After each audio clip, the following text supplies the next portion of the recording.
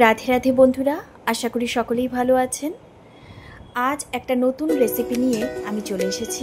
আজ রান্না করব আলু ও সয়াবিনের কারি, অর্থাৎ আলু সয়াবিনের রসা, যেটা আমরা বাঙালিরা বলে থাকি। তো এটা সম্পূর্ণ একটা নিরামিষ রান্না। তো নিরামিষ রান্না শুনলেই আমাদের মধ্যে অনেকেই আমরা কেমন যেন মুখটা করে ফেলি, আমাদের পছন্দই হয় না। কিন্তু বন্ধুরা, আপনারা এইভাবে সয়াবিন রান্না করে দেখুন, অসাধারণ খেতে। আমি বলছি, দায়িত্ব নিয়ে বলছি, একবার রান্না করেই দেখুন না, খুব ভালো লাগবে। আমি প্রথমে সয়াবিনটাকে ভিজিয়ে রেখেছিলাম 5-6 মিনিট। তারপর সয়াবিনটা ফুলে যাওয়ার পরে আমি কিন্তু সয়াবিনটা একটু সেদ্ধ করে নেব। জাস্ট একবার উঠলে তো নামিয়ে নেব। সয়াবিনটা সেদ্ধ করে নিলে কী হবে, খুব তুলতুলে আর নরম হবে। আমি সয়াবিনটা সেদ্ধ করতে করতে একটু আলু ভাজা করে নিচ্ছি। তো সয়াবিন সেদ্ধ হয়ে গেছে। আলু ছোট ছোট টুকরো করে রেখেছি, টুকরো করে কেটে নিয়েছি, আর গ্রেট করে রেখেছি আদা, আর টমেটো পিউরি নিয়েছি, 2টো মাঝারি মাপের টমেটো। এবার আমি একে একে সমস্ত প্রক্রিয়াগুলো আপনাদের সাথে শেয়ার করে নেব। এই যে সয়াবিনটা সেদ্ধ করে নিয়েছি, সয়াবিনটা একদম তুলতুলে, মুখে দিলেই জাস্ট মেল্ট হয়ে যাবে, জানেন তো। এইবার কড়াই গরম হয়ে গেছে, পরিমাণ মতন আমি সর্ষের তেল দিয়ে দিলাম, আর ফোড়নে দিচ্ছি একটু সাদা জিরে, একটা শুকনো লঙ্কা, 4টে গোলমরিচ, একটা এলাচ, আর একটুখানি দারচিনি।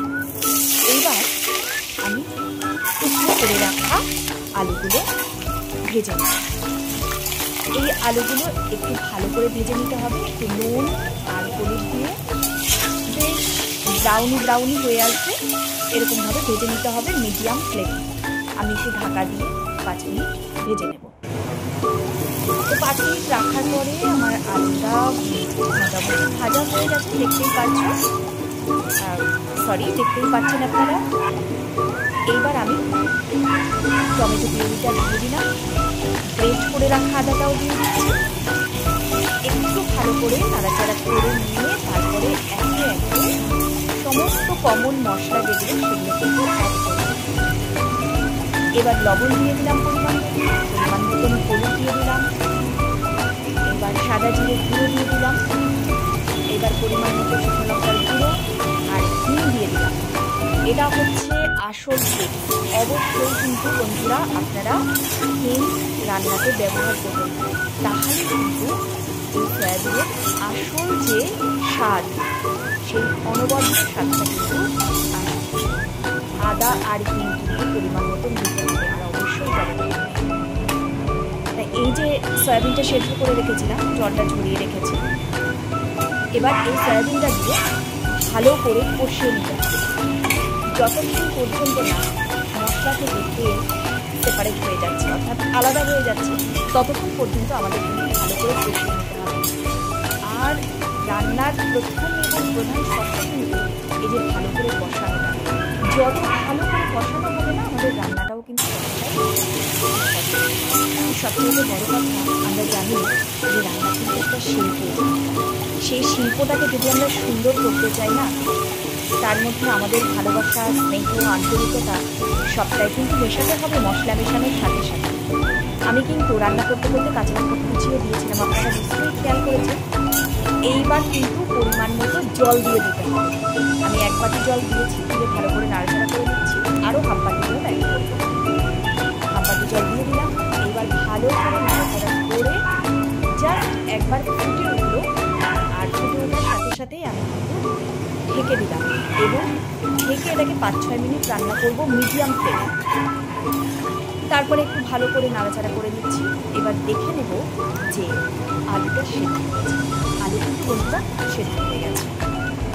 এবার আরও একটু কাঁচা লঙ্কা কুচি দিয়ে দিচ্ছি। এই যে কাঁচা লঙ্কা কুচিটা আমি দিচ্ছি, এটা কিন্তু ভালো একটা ফ্লেভার আসবে, এই জন্য দিচ্ছি। আমি কিন্তু প্রথমে কষানোর সময় দিতে পারতাম, কষানোর সময় একটুখানি দিয়েছি, আবার কিন্তু রান্নাটা প্রায় শেষ হবার আগে দিয়ে দিলাম, আরও 3-4 মিনিট একটুখানি ঝোলটাকে ফুটিয়ে দিলাম। রান্নাটা প্রায় রেডি বন্ধুরা। তো রান্নাটা দেখে আপনাদের কীরকম অনুভূতি হচ্ছে? নিশ্চয়ই ভালো লাগছে। তো রান্নাটা আমার কিন্তু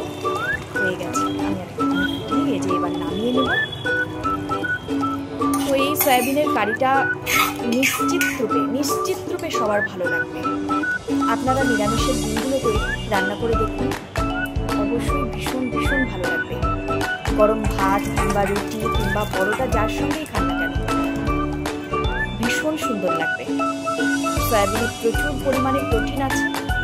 আপনারা অবশ্যই এইভাবে রান্না করে দেখুন। যারা একটুখানি ঝাল তেল মশলা কম খান তারা একটু ঝাল তেল মশলা কম দিয়ে রান্না করবেন।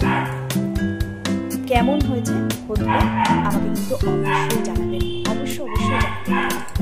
আপনাদের একটা মাত্র ফিডব্যাক আমার জন্য না অনেক বড় অনুপ্রেরণা।